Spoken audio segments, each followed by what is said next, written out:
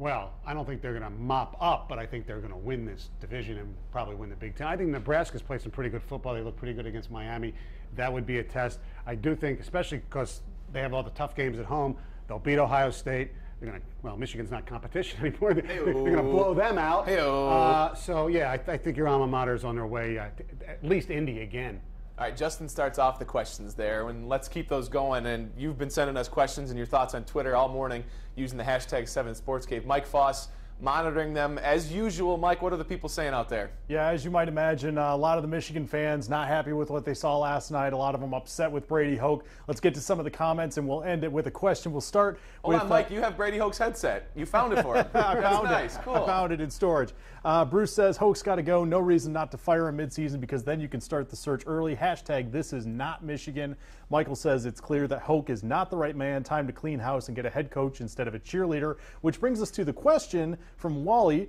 He's assuming Hoke is going to be fired. When Hoke is fired, who would Michigan want and who would they get as head coach? Guys? Well, first of all, I don't think you fire him in midseason because of things like recruiting and all that kind of stuff. It doesn't do anything, all right? Right? You played. Right. You know the whole recruiting mindset. Right, okay.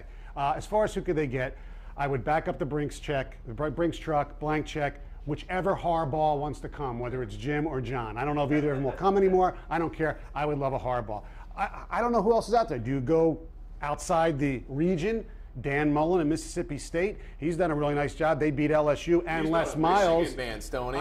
Forget about the Michigan man. That argument's gone. It didn't work. Right. Okay, you got to get somebody is a proven winner. I mean, forgetting about finding your next Bo and all that stuff. Get somebody. This is Michigan. Okay, you can write a big check. David Brandon. Why not now for recruiting? That's a good point. Why not now? How does that hurt recruiting? Would it help recruiting if you move on now? No. No? Why? You're forfeiting the season.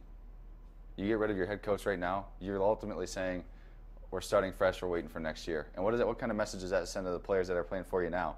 So recruits see that, and they don't want to go to a place that's going to be in and out with their head coach. They want to see, if they're going to start with Coach Hoke, they finish with Coach Hoke. And then the magic question is, if you're going to fire him, who are you going to hire? If you can't get a Harbaugh, then who else is out there? So people are being a little bit dramatic, I think, here. And Pat Narduzzi.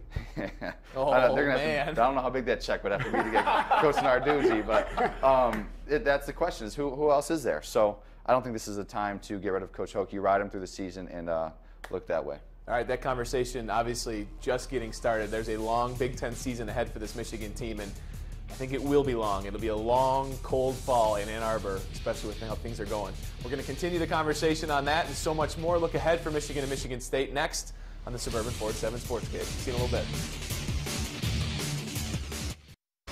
The Suburban Ford 7 Sports Cave is powered by